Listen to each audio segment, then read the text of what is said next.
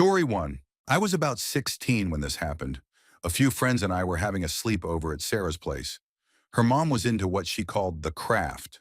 Not like cheesy teenage magic spells, but full-on altars, crystals, strange incense smells that lingered for days, and books with titles like The Keys to the Watchtowers. She was nice enough, but the house always felt charged. Not exactly haunted, just like the air was heavy, like a storm was always about to break. That night someone brought up using the Ouija board.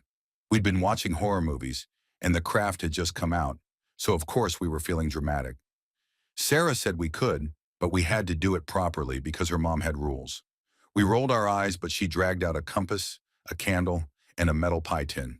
She set the board precisely south of the candle, muttered something about guardians of the watchtower, and told us to sit in a circle.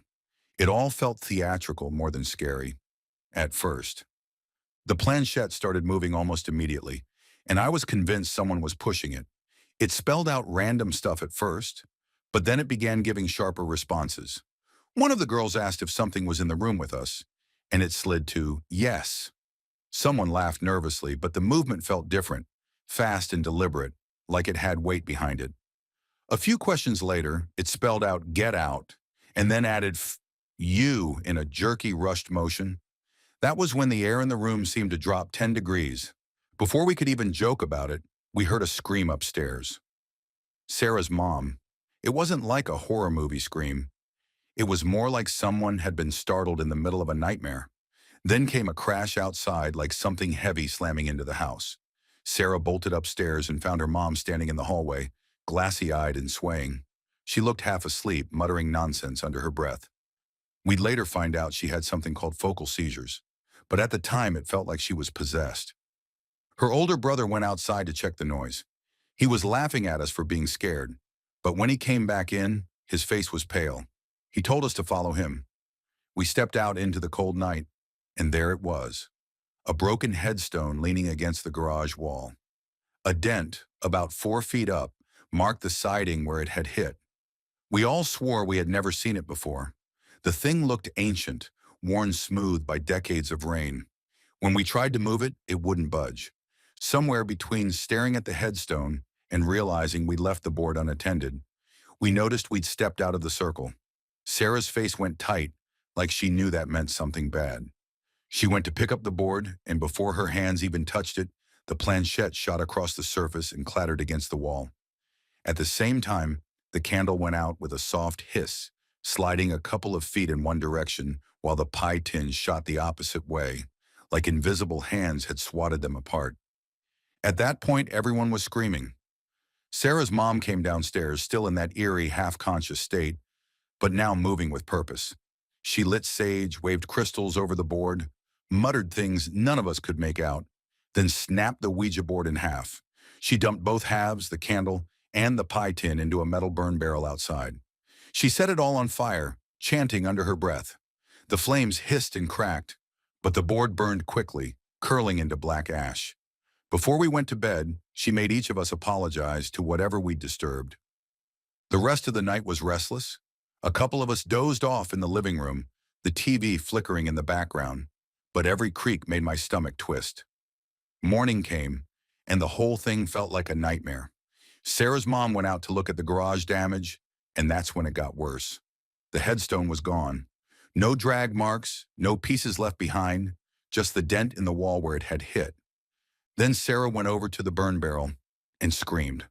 Sitting just beside it was a perfectly intact Ouija board, the exact same make and design as the one we'd burned.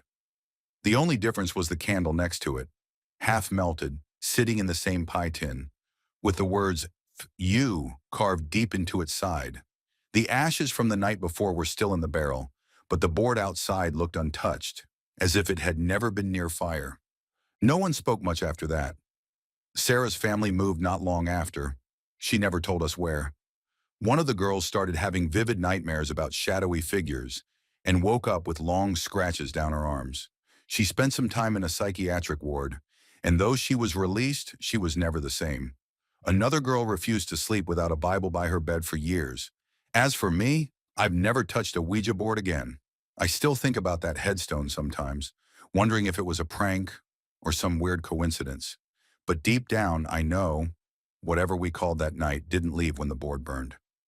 Story 2. This happened when I was 20 in 2018. I was in college at the time, University of Iowa. My roommate Mia was into all kinds of witchy stuff, tarot cards, crystals, full moon rituals. I didn't really believe in any of it, but I didn't judge her. Live and let live.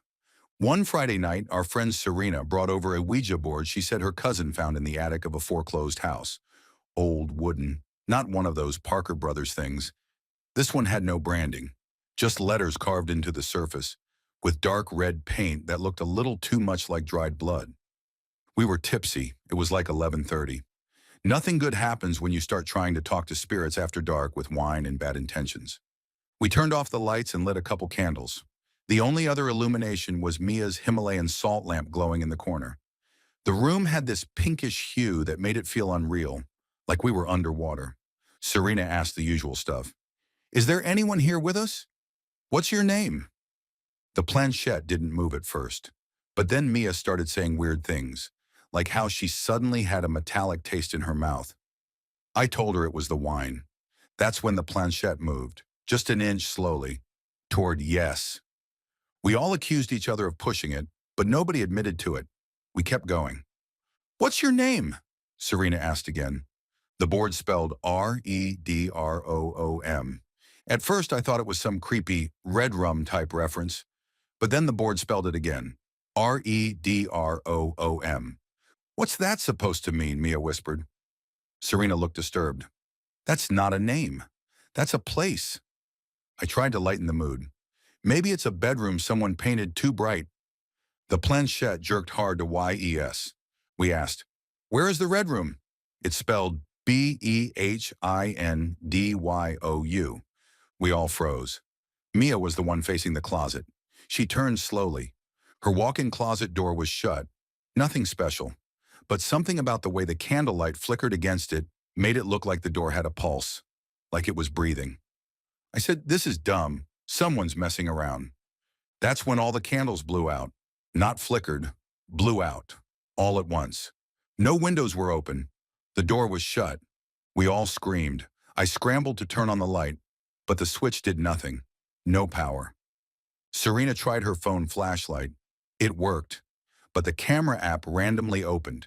She hadn't touched anything. The phone just opened the camera and wouldn't close. She flipped it to the front-facing camera and froze. "There's someone behind us," she whispered. We all turned. Nothing was there. Just the dark, the Ouija board, and the salt lamp still glowing. Except, it wasn't pink anymore. The salt lamp was glowing red. I mean blood red. That's when Mia started crying. Not like little sobs, like ugly, full-body sobs. She kept repeating, "Don't open the door. Don't open the red room." We hadn't said anything about opening anything. Serena threw the board across the room hard. The planchette snapped in half against the wall. Almost instantly, the power came back. Lights turned on. The salt lamp flickered back to normal pink. Everything was just normal again, except Mia. She wouldn't go near her closet. Not that night. Not ever again, really. She moved her bed into the living room for the rest of the semester. We later found out something weird. A girl who used to live in that apartment years earlier, she died. Suicide. Took pills in her closet. We found her name online. The article said she had painted the inside of the closet bright red. That was never disclosed in our lease. We asked maintenance if we could repaint. They said the closet had already been painted over twice since then. Beige. Mia eventually moved out. Said she couldn't sleep if she knew a door was behind her. I still don't know if any of that was real. It could have been a really elaborate prank, or a shared panic attack. But I remember the taste of metal in the air, the red glow, the cold, the planchette breaking in half, like someone had snapped it with two hands. Maybe we imagined it. Maybe we didn't. I just know one thing, I'm never touching a Ouija board again. Story 3. The first time I ever used a Ouija board, I was 17 and hanging out at my friend Kayla's place. Her parents were out for the night, and she had found an old board in the back of a closet in their basement. She swore it had been there for years and she didn't even know whose it was, which should have been a red flag. But of course, at 17, anything mysterious just felt exciting. We set it up on her bedroom floor with a couple of candles because that's what you're supposed to do, right? It felt more like setting the stage for a bad horror movie than anything serious. We didn't know who to talk to, so I just asked if there was anyone in the house with us. The planchette slid, slow but steady, to yes. At first, we accused each other of pushing it, but it kept moving. I decided to ask for a name, and it spelled out Ben. I didn't know anyone named Ben who had passed away, and Kayla swore she didn't either. The session didn't get much further because the candles flickered hard and went out almost at the same time, which freaked us out enough to stop. We laughed it off later, but I couldn't shake the weird, heavy feeling that had settled over the room while we were playing. Over the next week, small things started happening in Kayla's house. She said her dog would stand at the top of the basement stairs and growl, just staring into the dark. I came over one afternoon, and the air in the basement hit me like walking into a freezer, even though it was summer and the AC wasn't running down there. We tried to blame it on poor insulation, but the cold felt focused, like it was coming from one corner. A few nights later, we were watching TV in her living room when I heard faint knocking from the basement. Kayla paused the show, thinking maybe it was the pipes, but the knocking came again. Slower this time, 3 distinct thuds. She shouted down the stairs asking if someone was there, but of course, no answer. She was about to go check, but the dog bolted upstairs and hid under her bed. That was enough to make her decide against it. The weirdest part came a few days after that. We were in the kitchen when I heard a man's voice, low and muffled, coming from the basement. I couldn't make out the words, but it sounded like he was calling for someone. Kayla's face went pale. She'd heard it too. Her first thought was that someone had actually broken in, so we grabbed her dad's baseball bat and carefully went down together. The basement was empty. No open windows, no unlocked doors, no sign of anyone. But that cold corner I'd felt earlier, it was freezing again, and standing there made the hair on my arms rise. We tried to rationalize it away. Maybe a neighbor's voice carrying strangely through the walls, maybe the house settling. But that night, I stayed over at her place, and around 3 a.m., I woke up to the sound of footsteps pacing just outside her bedroom door. They were slow, deliberate, almost like someone was taking their time. I froze, listening. Kayla was still asleep, breathing evenly, and I didn't want to wake her unless I had to. After a minute or so, the footsteps stopped, but I heard a whisper. A man's voice again, this time right at the crack of the door. I couldn't make out what it said, but I knew it was the same voice from the basement. The next morning, Kayla told me she had woken up at some point in the night feeling like someone was standing beside her bed, watching. She said she didn't open her eyes because she didn't want to know if she was right. We never touched the Ouija board again, and she eventually got rid of it, tossed it in a dumpster behind the grocery store. Like that would somehow erase whatever we'd stirred up. But here's the thing that still bothers me. A few months later, Kayla's parents were doing some work on the basement and found an old trunk tucked behind some insulation. Inside were old clothes, letters, and a couple of photographs of a man in military uniform from the 1940s. On the back of one of the photos, in faded handwriting, was the name Benjamin. Neither of us ever saw him, but every now and then, when I think about that freezing corner and that low whisper at the door, I wonder if Ben ever actually left after that night. Story 4. This happened to me and my roommate when we were both seniors at Northern Arizona University in Flagstaff. I just moved in with Jess. She was this super chill anthropology major, kind of a hippie, into tarot and crystals, but not in a cringy way. We got along great. One weekend in October, her friend Danny came up from Phoenix. They were catching up in the living room, and I overheard them talking about doing a Ouija board session that night. I laughed and said, "Good luck getting the ghosts of Flagstaff to come out in student housing." Jess grinned and said, "You in?" I didn't believe in any of it, but it was Friday night, we had wine, and I had nothing better to do. So I said, "Sure, why not?" Jess had this old wooden board, not a plastic one. Said she'd gotten it at a flea market in Sedona. It looked handmade. No brand, no markings on the back. The planchette was carved wood too, like someone had made it in shop class decades ago. We set up on the coffee table, turned off the overhead lights and lit 3 candles. The whole mood was goofy at first. Danny asked if anyone was there. Nothing. Jess asked again. The planchette wobbled but didn't move. I figured they were just trying to psych themselves up. Then it slid. 1 letter, just H. We paused. Jess said, "Let's keep going." The board spelled out H-E-R-E. I laughed nervously. "Okay, who's doing that?" They both swore it wasn't them. We all had our fingers on the planchette, and honestly, I didn't feel any push or pull. Jess asked, "Who are you?" It's spelled M-I-N-E. I pulled my fingers off. "Jess, that's enough." But she was focused. Danny too. They asked more questions, but the board stopped responding. Just dead still after that one word. We forgot one thing, though. We didn't say goodbye. Jess later told me that's a thing you're supposed to do. You're supposed to end the session by moving the planchette to goodbye, or the spirit, if you believe in that stuff, doesn't leave. I didn't care at the time. I just figured the board was a toy, and the whole thing was a bunch of nonsense. That night, though, things felt off. I went to bed around midnight. My room was down the hall from the living room. Jess and Danny were still out there talking. I closed my door and turned on my fan, like I always do for white noise. Around 3 a.m., I woke up. No sound. The fan had stopped. I figured the power went out, but my lamp worked when I clicked it on. The fan was still plugged in.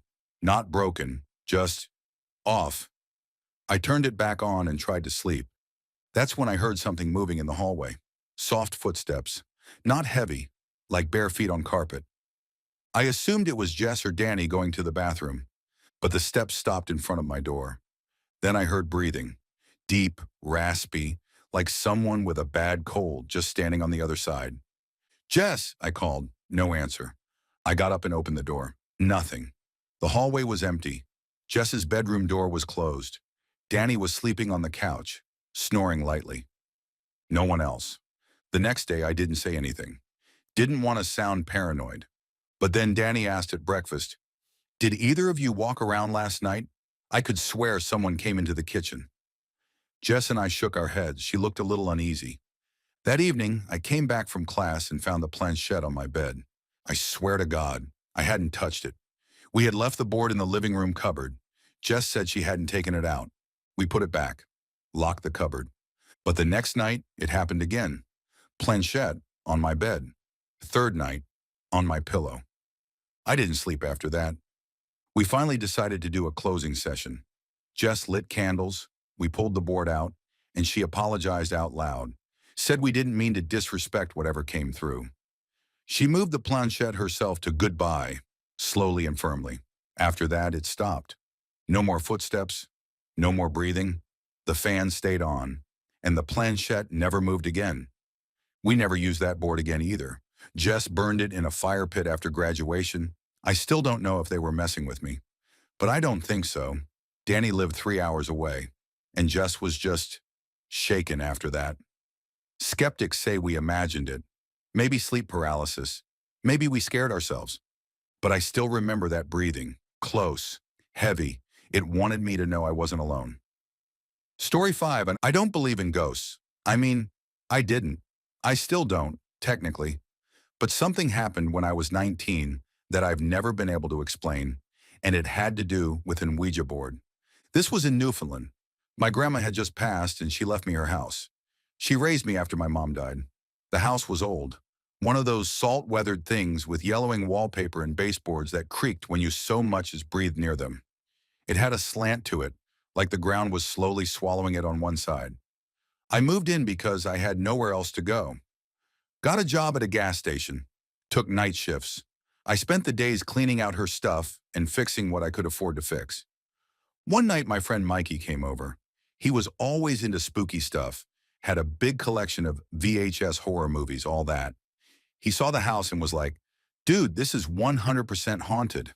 I laughed it off, but he showed up a few nights later with an Ouija board he found at Value Village. I told him no. He kept pushing. I gave in. I wish I hadn't. We set it up in the living room. No candles, no incense, none of that dramatic crap. Just us and the board on the floor. It was dead quiet outside. You know that kind of rural quiet where the silence feels like pressure? We asked stupid questions. Is anyone here? What's your name? Typical stuff. Nothing happened for a while. We were about to call it when the planchette slid to yes. I asked Mikey if he was messing with me. He swore he wasn't. I didn't believe him, but we kept going. The board said its name was Isa or Isa or something. Mikey asked, "Did you live in this house?" Planchette moved again, slowly, deliberately. Why, saint. Then we asked, "How did you die?" Nothing for a while. Then F first. Road E. Mikey looked at me. Was there ever a fire here? I shrugged. Not that I knew of. We asked more questions. How old they were. What year they died. It answered 1902 and 8. Then the planchette just stopped. Nothing else. We laughed it off. I went to bed and Mikey left to crash at his girlfriend's. That should have been it. Except that night I woke up choking. The room was thick with the smell of smoke. Not cigarettes. Burning wood. Charred paint. It was so strong it made my eyes water. But there was no smoke. No fire. I checked the whole house. Nothing. Every room was freezing cold, but the air still smelled like burned matches. I didn't sleep the rest of the night. The next day I called my aunt, my grandma's sister.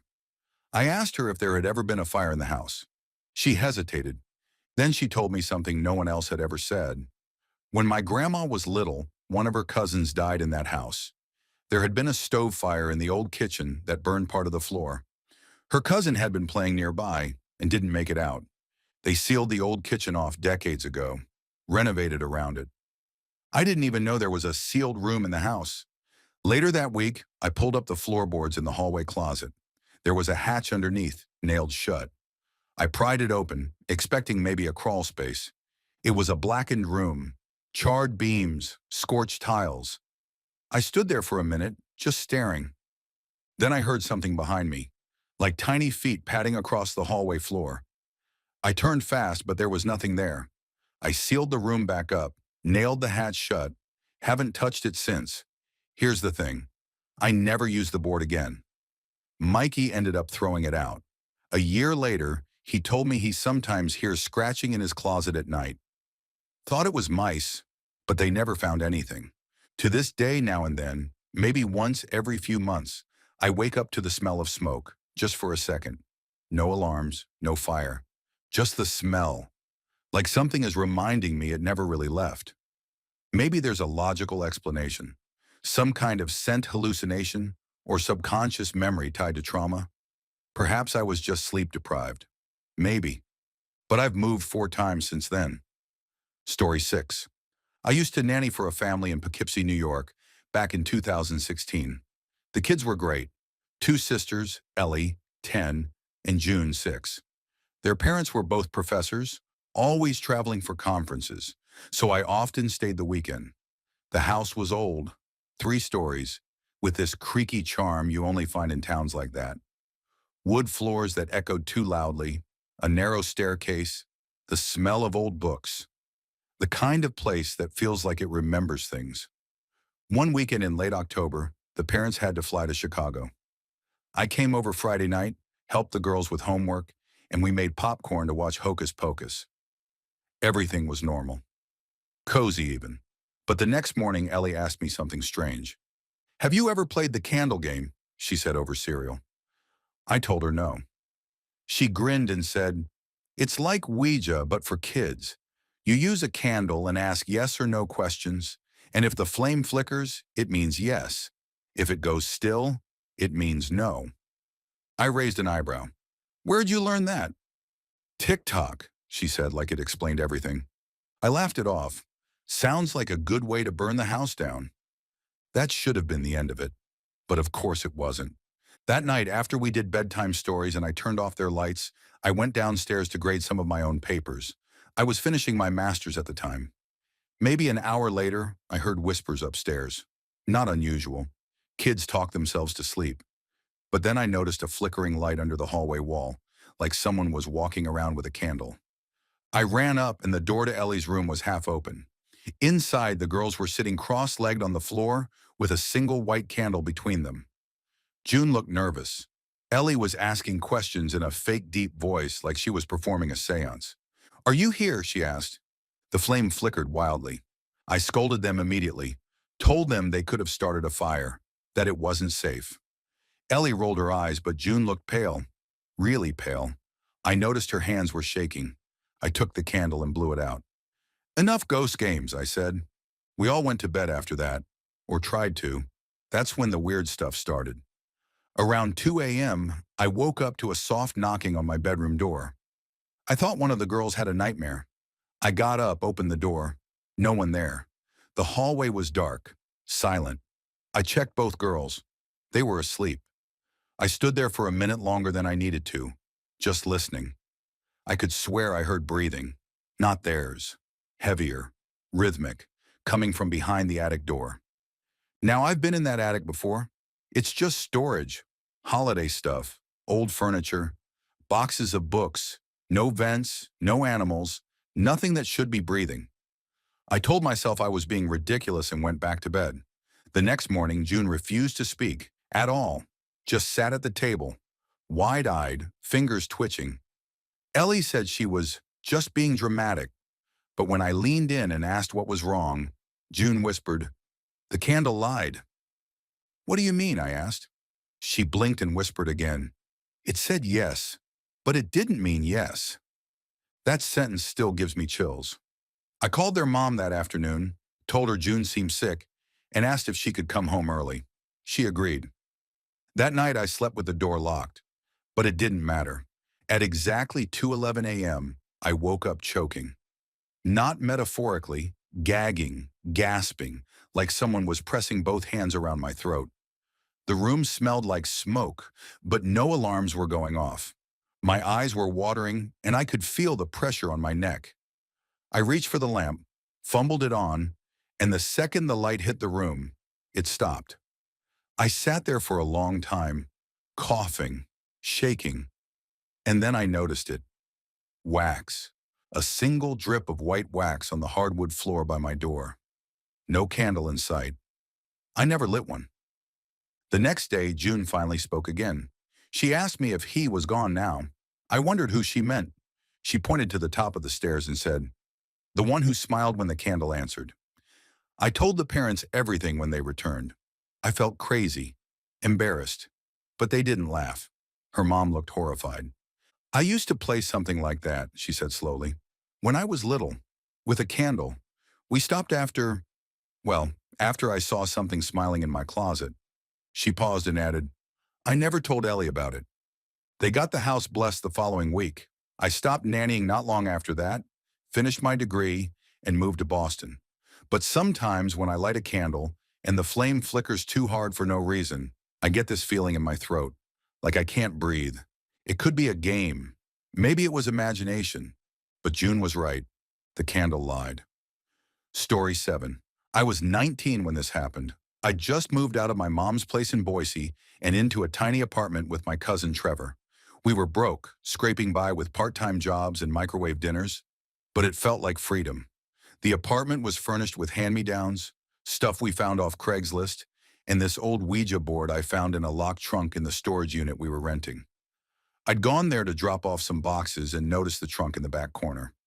It wasn't ours, but the manager said the last tenant had died in a nursing home, and the unit had been defaulted on. They were supposed to clear it out, but hadn't yet, so I poked around. The trunk was heavy, scratched up, with brass latches and initials ML burned into the side. I didn't think much of it until I opened it. Inside there was just the board. Looked like it had been handmade. The letters carved into what looked like real wood, darkened with age. The planchette was weird, more like a solid black triangle than the usual heart shape. No plastic, just heavy wood. Something about it felt off. But I thought it'd be funny to bring home, so I did. Trevor thought it was cool.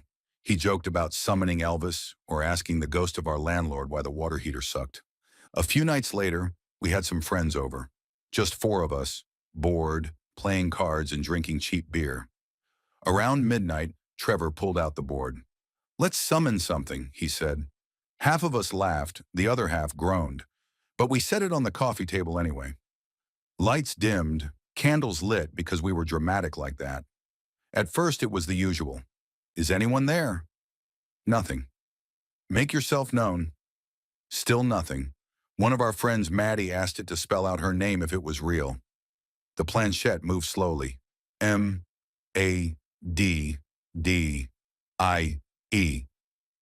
We all stared at each other. Okay, who did that? I asked, laughing but uncomfortable. Everyone swore it wasn't them. We did it again. Trevor asked it, how did you die? The planchette moved faster this time. Sheputmenthewall. We all sort of looked around. Trevor laughed, said, damn, okay, this ghost has lore. But Maddie was pale. She said, that's not funny. Her voice had gone tight. I asked why. She said, when I was a kid, my cousin died. He went missing, and they found his body hidden behind a drywall panel in his mom's basement. We thought she was messing with us, but the look on her face said otherwise. Trevor tried brushing it off. Maybe your cousin is saying hi, he joked. Then it spelled out Nothim. We stopped.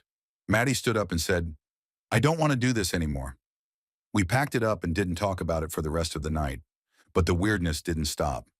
That same night, I had a dream about the storage unit, except in the dream, it wasn't locked. It was wide open, and I was standing inside it, surrounded by whispers I couldn't understand. Something was behind me. I could feel it breathing, slow and damp against my neck. I turned, but there was nothing. Then I saw the Ouija board on the floor. It started bleeding, actual thick black liquid pouring out of the carved letters. I woke up drenched in sweat, gasping. I didn't tell Trevor at first, but a few days later, he brought it up. Said he hadn't been sleeping. Said he kept waking up at exactly 3:07 a.m. to the sound of knocking. 3 knocks, always from the closet. We joked that it was just sleep paralysis or a dream, but it kept happening. Then one night, I heard it too. Knock, knock, knock. We both just sat there in the dark, not saying anything. The worst part came about a week later. Trevor had gone to the laundromat. I was home alone playing Xbox when the power flickered. Then it cut out entirely. I figured it was the grid. Our apartment was old. But then my TV turned back on, even though I hadn't touched it. No lights, no hum from the fridge, just the TV. And it wasn't on the menu or a game screen. It was snow, static. But there was a sound behind it, like someone whispering. I leaned closer. It was a voice, repeating a name, not mine, Maddie's. I unplugged the TV. Didn't touch the board again after that. The next day, I took it back to the storage unit, locked it in that same trunk, and told the manager we didn't want to rent the unit anymore. I didn't tell him what was inside. We moved out 2 months later. I haven't spoken to Maddie in years. Trevor moved to Arizona. We don't bring it up, but sometimes late at night, I wake up to the sound of knocking. 3 knocks, always 3. I tell myself it's the pipes, the wind, the neighbors, but every time I check the closet, there's nothing there. Story 8. I was 19 when this happened, freshman year at Eastern Oregon University. My roommate Jake was a psych major who was into weird crap, dream journals, lucid dreaming, that kind of thing. One night, he came back from this occult and consciousness meetup on campus and said, bro, someone gave me a legit Ouija board, like wood burned, says it's from Romania. I rolled my eyes like anyone with half a brain would, but Jake was persistent. He said we should try it just once, just to see. I told him, we're in a dorm. You think some ghost is going to squeeze past the RA just to say hi? He waited a few days, then brought it up again. But this time he wanted to use the board in a place off campus. Not just anywhere, he said. The Mirror Room. Now I'd heard of the Mirror Room, an old photography building that hadn't been used in years. The university kept it locked, but the film students had a way in through a broken window on the east side. The Mirror Room was supposed to be some weird experimental studio. Floor-to-ceiling mirrors on all 4 walls, no windows, just a single dangling bulb in the center. Sounded like the kind of place art students would trip on mushrooms and paint sad clowns in. Anyway, against my better judgment, I agreed. Jake brought his friend Lacey, who was way too into crystals and talked about energies like it was a real science. I brought beer because I figured if I was going to be in a haunted art box with two weirdos, I should at least be buzzed. We went at midnight. Of course we did. Climbing through the busted window was easy. Inside, the building was freezing, despite it being early fall. The halls echoed in that eerie way, where your own footsteps sound like they're following you. The mirror room was just like they said. 4 walls of glass, ceiling and floor too. When you stood in the middle, your reflection stretched out in all directions, up, down, infinite. It was like standing in your own grave. Jake placed the Ouija board dead center under the bulb. No candles this time, just the hum of the light overhead and the weird hollow echo of our own voices bouncing back at us. I didn't want to sit in the circle. I stayed leaning against the wall, arms crossed. Jake and Lacey put their fingers on the planchette and began. Is there anyone here? Nothing. Would you like to speak with us? Nothing again. I was about to mock them when the light bulb overhead flickered. Then the planchette moved. Yes! Jake smiled like a kid who just got picked first in gym class. Who are you? Slave. We all glanced at each other. Were you kept here? Lacey asked. Yes. I noticed something then. In the mirrors behind Jake, the reflections weren't right. They lagged, just slightly, like an old live stream with bad Wi-Fi. I tried to rationalize it. Maybe the angles were weird. Maybe I was tipsy. Jake asked, Are you trapped? Yes. Why? THEM. Who's them? Lacey whispered. No response. The light above us dimmed, like someone slowly pinched the filament inside. That's when I noticed Jake's reflection. It didn't blink when he did. I stood straight up. Guys, this is messed up. Jake laughed. You scared?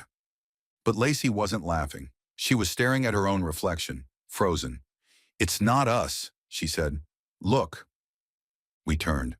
And I swear to God, I don't care what anyone says, our reflections weren't right anymore. They weren't copying us. Jake raised his hand.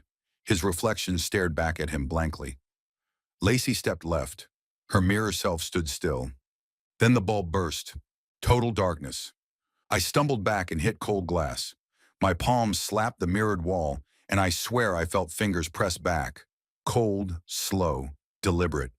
Jake yelled, What the hell was that? Lacey screamed, Don't look at them! I squeezed my eyes shut. In the dark, something was moving. Slow footsteps. But not on the floor, on the glass. Like barefoot soles smearing against mirror walls. I felt movement above me too, as if something were crawling across the ceiling, dragging itself toward the light fixture. Then there was breathing. Not human. Labored, angry. Jake was muttering something, his voice cracked and terrified. Close the session. Close it. Say goodbye. They did. Nothing changed. Eventually, Lacey used her phone flashlight. The second she turned it on, the reflections were back to normal. Except for one. In the far corner, a fifth reflection. A woman in a tattered dress, face like cracked porcelain. Her mouth was open, wide and unnatural, like she was mid-scream but no sound came out. The phone light died. Gone. We ran. Left the board. Left everything. I cut my arm climbing out the window. Didn't even feel it until we were halfway across campus. None of us ever went back. Jake swore it was some psychological breakdown, that the mirrors created a feedback loop or something. Lacey dropped the class and got into Reiki healing instead. I tried pretending it never happened. But sometimes, late at night, I see something move in the corner of my mirror, and it doesn't blink. Story 9. I've only used a Ouija board once in my life, and that was enough. I don't talk about it much. Not because I'm scared to, but because it sounds stupid when I say it out loud. Like what happened wasn't big and dramatic. No one got possessed or died, but it was real, and it never stopped bothering me. This happened in Tempe, Arizona, in the summer of 2020. I had just moved into a rental with 2 guys from my university, Ethan and Marco. We weren't best friends or anything, just roommates. The place was this 1970s ranch-style house with low ceilings, ugly brown carpet, and a weird smell that never went away, no matter how much Febreze we sprayed. Rent was cheap, though. That should have been the first red flag. One night we were bored and drinking, and Marco pulled out an Ouija board he said he found in the hall closet. Wooden one. Heavy. Looked old. Not like the plastic ones you see at Walmart. It had William Fould etched into the bottom, like it was some antique. Ethan and I were both like, no way, we're not doing that. But you know how it is. Curiosity wins. We dimmed the lights, sat on the living room floor, and started messing with it. No candles or anything fancy. We didn't take it seriously. That was probably our mistake. Marco asked the usual stuff. Is there anyone here? The planchette didn't move for like a full minute. Then it started drifting. Just slowly, like someone dragging it with their fingertip. It spelled out Hello. I said, who's doing that? Both of them swore it wasn't them. But we were drinking, so who knows? Then Ethan asked, what's your name? The board spelled out Dave. Okay, Dave, Marco said, grinning. Where are you? The planchette went still for a while. I thought it was over. Then it jolted and spelled Below. We laughed. Like below? Was he under the floorboards or something? Ethan said, that's creepy, man. Like under us right now? The board moved again. YES. Now here's the thing. Our house had a crawl space. I'd seen the hatch in the hallway closet when I first moved in, but I never bothered opening it. It was sealed shut with one of those little turn locks and covered with a piece of plywood. Just thinking about that made me feel cold. We asked more dumb questions. How old are you? 14. When did you die? 1-9-7-9. Do you want something? YES. What do you want? TOCOMEUP. That was when Ethan stood up and said, all right, screw this. He walked away and turned the lights back on. Marco was bummed, but I was secretly relieved. We put the board away and didn't talk about it after that. It felt like something we did just to kill time. But that night, I heard something. My room was closest to the hallway closet with the crawl space. Around 2 a.m., I was still awake, scrolling my phone, when I heard a tap, tap, tap coming from the closet wall. Not loud, like knuckles on drywall. I froze. Then I told myself it was a mouse or the AC ducts creaking. It's an old house, right? But the tapping kept going. Tap, tap, tap. I got out of bed, opened the door, looked into the hallway. Nothing, just dark. But I swear to God, the air smelled different. Like dirt, like wet soil, sharp and metallic. I couldn't explain it. Next morning, I asked the others if they heard anything. Marco said no. Ethan looked at me for a second and said, I had a dream someone was crawling under my bed. Then he laughed it off. Over the next week, weird things started happening. Nothing big, just subtle. Small stuff that you could blame on anything if you really wanted to, like the smell again. That earthy iron scent started popping up randomly, sometimes in the kitchen, sometimes in the bathroom. Always faint, but always there. One morning, Marco said he found dirt under the sink, like actual clumps of mud. We had no explanation for it. Then things started going missing, mostly small objects. My lighter, Ethan's charger, Marco's keys, nothing valuable. But we'd find them in weird places, like the attic, like inside a shoe. One time I found my lost ear pod under the hallway rug. No clue how it got there. And then the scratching started. It was subtle, like something brushing against wood. It always came from the hallway. Sometimes it sounded like fingernails. Sometimes it was more like something dragging along the baseboard. One night I couldn't take it anymore. I opened the closet and yanked the plywood off the crawl space hatch. The lock was already turned, like someone had been in there. I stared into that black hole for a long time. I didn't go down. I wasn't that brave. But I swear, when I stood over it, I felt something rush past my legs. Not wind, not heat, just something. We never used the board again. Marco said he lost it, but I think he threw it out, or burned it. After that semester, I moved out. I couldn't stand the house anymore. I don't know if it was real.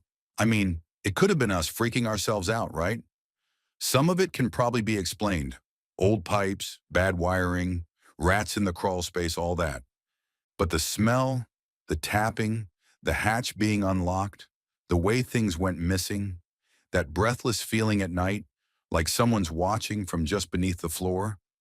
I still don't sleep well.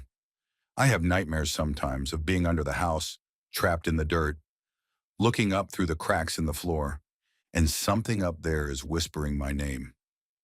Story 10. I grew up in a trailer park in upstate New York, one of those tightly packed places where your neighbor's argument is your entertainment. It was the summer I turned 20. I'd just finished a soul-sucking retail job and was living with my then-girlfriend Denise in a borrowed single-wide her uncle wasn't using. We didn't have much, but we had privacy, booze, and no one to answer to for a few months. That was enough. Denise was really into witchy stuff. Crystals, tarot, incense, the works. I never took it seriously, just let her do her thing. One night she came home from a thrift shop with a worn-out wooden box. Inside was an old-school Ouija board, the kind that looked like it came from a 70s garage sale. You know, heavy board, faded lettering, planchette with those little brass feet. The whole thing smelled like dust and cloves. "I got it for $5, she said, grinning. "Let's see if it works."